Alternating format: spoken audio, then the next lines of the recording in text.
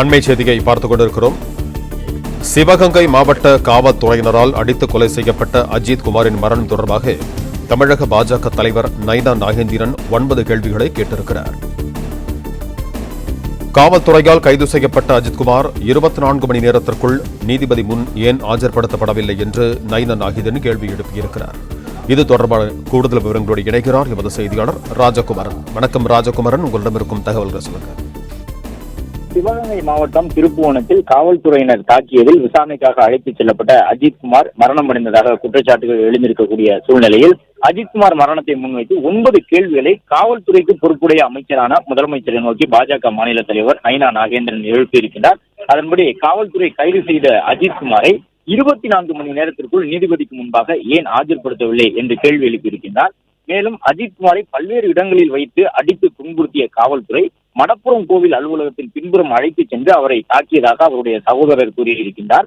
இந்து அறநிலையத்துறை கட்டுப்பாட்டில் இருக்கக்கூடிய ஒரு கோவிலில் இருந்து விசாரணை என்ற பெயரிலே முறையாக கைது செய்யப்படாத ஒருவரை காவல்துறை அழைத்து செல்ல அனுமதி வழங்கியது யார் என்றும் கேட்டிருக்கின்றார்.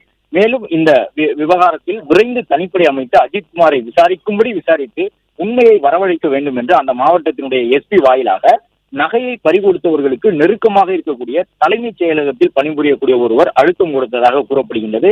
அவர் யார் என்றும் கேள்வி எழுப்பியிருக்கின்றார்.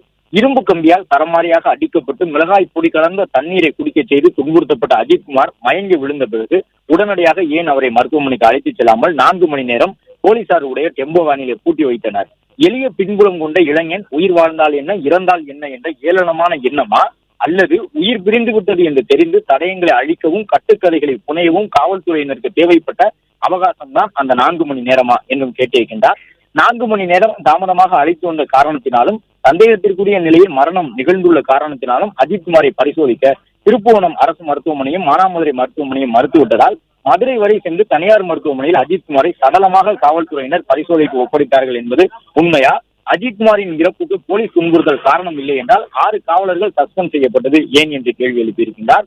அஜித்குமாரினுடைய மரணத்திற்கு காரணமாக இருந்தவர்கள் மீது கொலை வழக்கை இப்போது வரை ஏன் பதியவில்லை என்றும், இவ்வளவு குளறுபடிகள் இருந்தும் போராட்டத்தில் இறங்கிய அஜித்குமாருடைய குடும்பத்தினர் சடலத்தை பெற்றுக்கொள்ளவும் பிரச்சனையை பெரிதாக்காமல் இருக்கவும் திமுகவினரை வைத்து பேச்சுவார்த்தை நடத்தியது மட்டுமல்லாமல் காவல்துறையின் பாதுகாப்புடன் திமுக கொடி பொருத்திய வாகனத்தில் அஜித்குமாருடைய தம்பியான நவீனை மறுபடியும் எங்கேயோ அழைத்துச் செல்ல முயற்சித்தது எவ்வித அராஜக செயலாகும் என்று கேள்வி எழுப்பியிருக்கின்றார்.